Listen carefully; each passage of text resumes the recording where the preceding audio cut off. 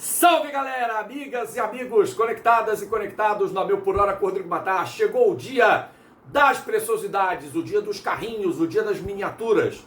Seja papercraft, gesso, sólido, pequena, grande, imensa, autorama. Bora, mande as suas contribuições para a Minis com História através do e-mail que está na descrição. E nessa sexta-feira a gente tem mais um carrinho para mostrar para vocês. Vocês querem saber qual é o modelo da vez? Segura aí que depois da vinheta eu conto.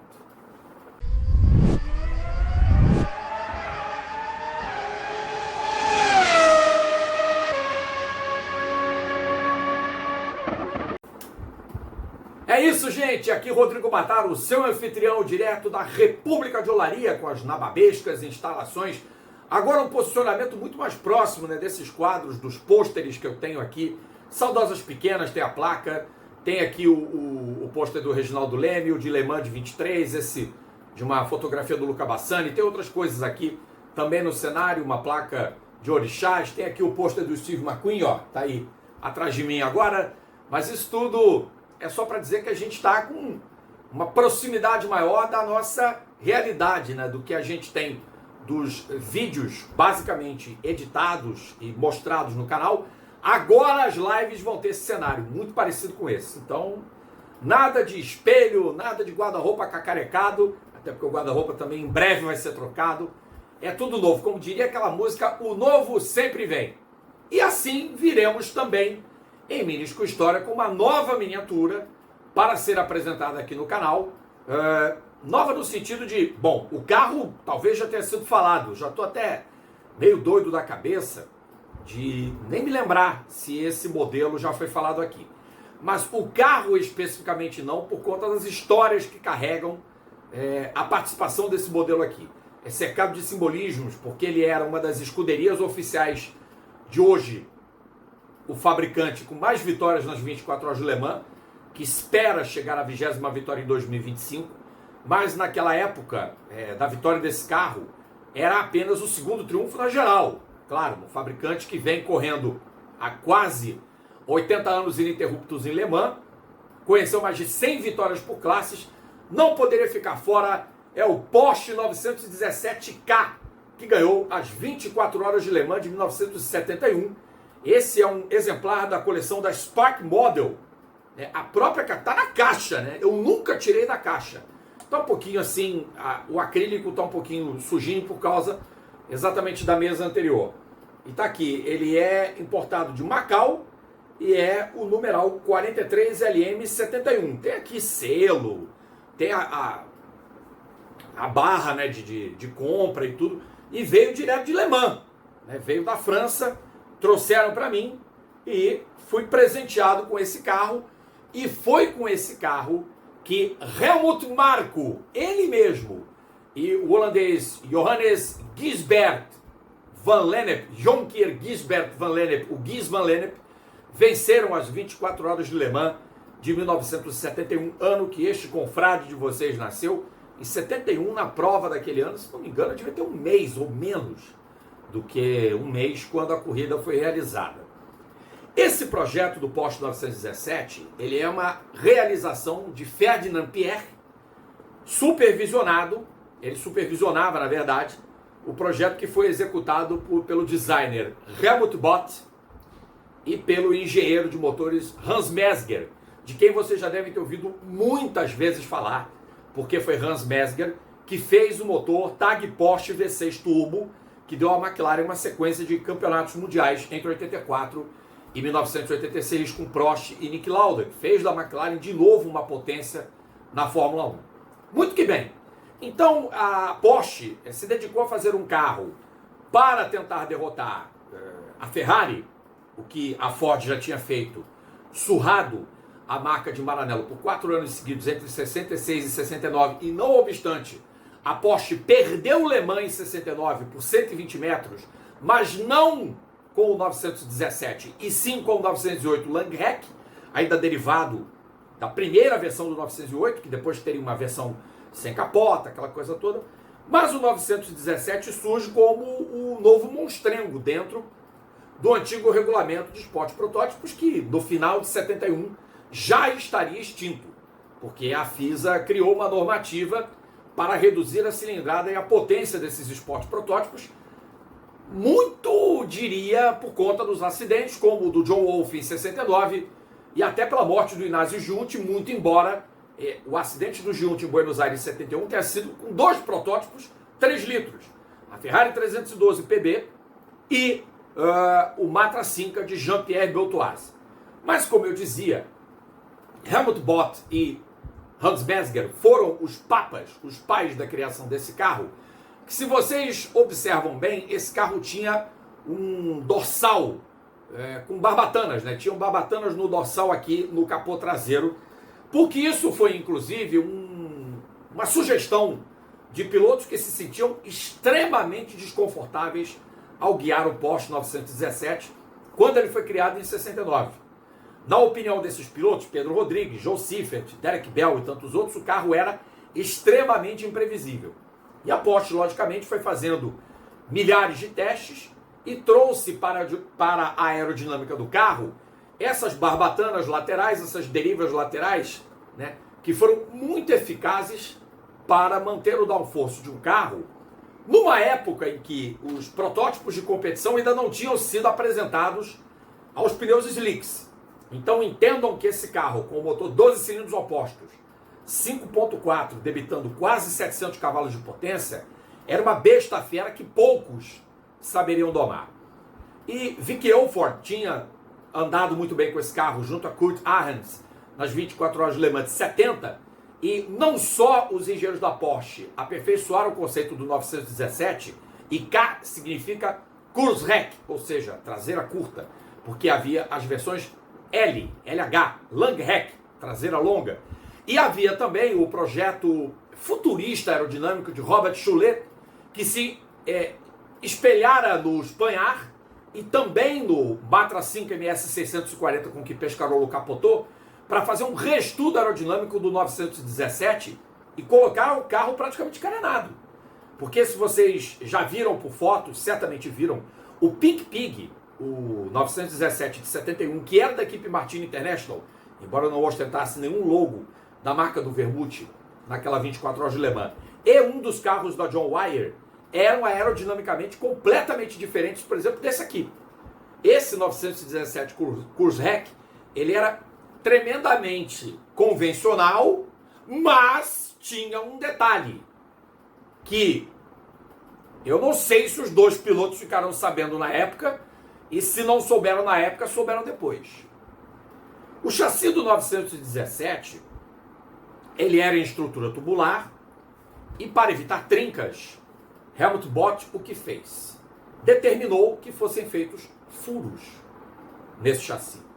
Então, a cada vez que o chassi tivesse um problema, você detectava, porque o ar poderia, numa descompressão, vazar por entre esses furos, né? Então, basicamente, era engenhoso e necessário, porque você não sabia quando o chassi estava trincado. O pior detalhe é que Helmut Bott projetou uma estrutura tubular em magnésio.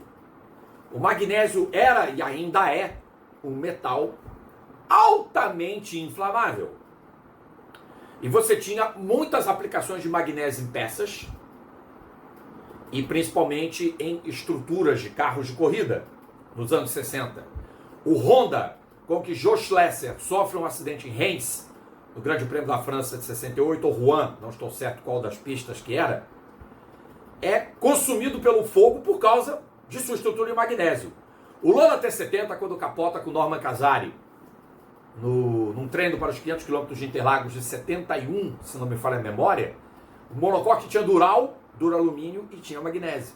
Então foi dificílimo controlar as chamas de um carro que ele tinha comprado dos irmãos de Paoli, aqui do Rio de Janeiro, e o carro foi completamente calcinado. Norman Casari perdeu um carro avaliado em milhares de dólares em 1971. Então, para que o Guys Van Lennep e o Helmut Marko não soubessem onde estavam se metendo, o chassi foi pintado com tinta preta. Então os pilotos nunca souberam, na época, não sabiam na época, que estavam sentados numa bomba sobre rodas. E esse carro entrou para a história das 24 horas de Le Mans, numa época onde só se corria em dupla, já havia a limitação de tempo de máximo de 14 horas para cada piloto, no máximo um piloto dessa dupla poderia guiar até 14 horas, não poderia passar disso, mas o máximo era 14. E Marco e Ivan Lennep estabeleceram um recorde histórico de distância percorrida e de média horária. Eles cumpriram 397 voltas numa das variantes que Le Mans adotou ao longo da sua existência. A primeira, inclusive, tinha quase 18 km de extensão. Mas na variante de 71, eles fizeram 397 voltas, o que dava equivalentes a pouco mais de 5.335 km. E a média horária foi de 222,304 km horários. Era como se, traçando uma linha reta, você chegasse em um dia de Le Mans ao Maine, um estado dos Estados Unidos. Essa foi a distância que Marco e Ivan Lennep cumpriram a bordo deste carro. Vejam aí o 917, a ventoinha da refrigeração a ar, do motor Boxer. Alguns desses carros tinham o step, sim, o 917 original tinha step. 25 carros, inclusive, foram produzidos para poderem ser homologados. A Porsche, claro, teve as equipes oficiais, depois foram vendidos a clientes. O 917 foi um sucesso, em suma, né? Ganhou 70 com Dick Etude, que aliás aniversaria hoje, 4 de abril, e Hans Hermann, que também aniversariou outro dia, e venceu em 71, antes do regulamento matar a presença do Porsche 917K, da Ferrari 512M, de outros grandes protótipos de cilindrada alta, superior a 3 litros. E esse recorde, como também o do Hans Stuck, que fez uma pole position sem chicanes a uma média superior a 251 km por hora, há quem diga que em 71 o Jack Oliver fez uma volta a 250.0 de média. 250.069 mais ou menos.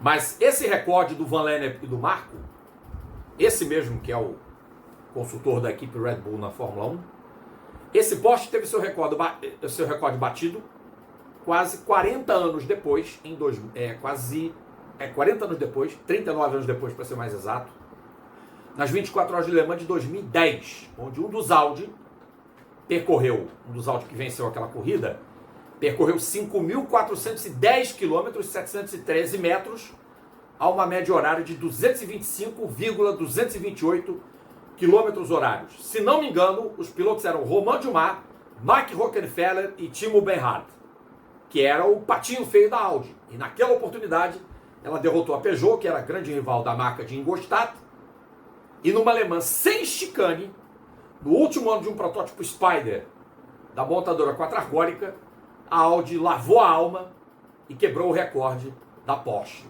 Todas do Volkswagen Auto Group. Não por acaso, tanto Audi quanto Porsche são do VAG. Mas esse Porsche tem, claro, um lugar guardado no coração dos porchistas, dos fãs de Le Mans, principalmente pela beleza. O 917 da equipe Martini, em 70, tinha um visual psicodélico. Na maioria das provas andava com visual prata. O carro era pilotado por Gerard Larousse e também por Willi Cauchy, que foram vice-campeões da prova de 70. E em 71 a equipe do Vermouth, a Martini International Racing Team, venceu em 71. Depois, com o patrocínio da Martini, a Porsche ganhou em 76 com o próprio Guy Van Lennep e com o Jack Ickx. Ganhou em 77 com o Ickx, com Jürgen Barth e com Hurley Haywood. A primeira vez em que um carro venceu com 3 pilotos, onde o Jack Ickx guiou no total da prova 12 horas e 21, porque o carro original dele quebrou, ele foi alocado no outro, onde ele não estava inscrito, e aí venceu fazendo 12 horas e 21 minutos de pilotagem. O cara era gênio. Né? Um dia, quem sabe, Jack Ickx não será tema de TBT aqui nesse canal, porque olha, não falta história para falar do belga. Né? Mas ficamos aqui em Minisco História nessa sexta-feira com essa lindeza que é o Porsche 917 Kurzrek de 71, campeão alemão com Helmut Marko, sim, Helmut Marko e Guy Van Lennep. Eu acho que o Guy Van Lennep deve ter ficado com lordose, né? Porque o que dizia que o Helmut Marko não acelerava, né, o Zé Carlos Patti é que sabia, na verdade, o quanto o Helmut Marko não acelerava com a Ferrari com a qual ele chegaria em segundo nos 1000 km do Zandvoort em 72 na Áustria. É isso, gente. Milhas com História volta na próxima sexta-feira. Não esqueça de mandar a sua contribuição aqui para o A Mil por Hora com o Rodrigo Matar no e-mail que está na descrição. E olha, se liga porque temos transmissões ao vivo no final de semana com o classificatório do European Le Mans Series às 4 horas de Barcelona, ao vivo, 10 da manhã desse sábado. 1 da tarde, a prova do Le Mans Cup, também ao vivo. 2 horas de entretenimento purinho garantido, direto da Espanha. Também em segunda tela, 1h30 da manhã, o GP do Japão de Fórmula 1, terceira etapa do Campeonato Mundial de 2025. E a cereja do bolo, logicamente para o canal, porque nós estamos voltando com as transmissões de corridas ao vivo e esperamos muito contar com a audiência de vocês. 4 horas de Barcelona, 6h30, com grande equipe. Aldo Luiz, eu, Vitória Coelho e Felipe Meira, juntos, vocês também, e 7 pilotos brasileiros na pista de Barcelona. Custódio Toledo, Daniel Serra, Daniel Schneider, Sérgio Sete Câmara, Pipo Derani e os Fitt Brothers, Enzo e Pietro Fittipaldi. É isso, pessoal. Cardápio variado, hein? Segunda-feira tem a nossa resenha pós-prova de Fórmula 1 com Fred Sabino ao vivo aqui no A Mil por Hora com o Rodrigo Matar. Combinado? Tchau, gente!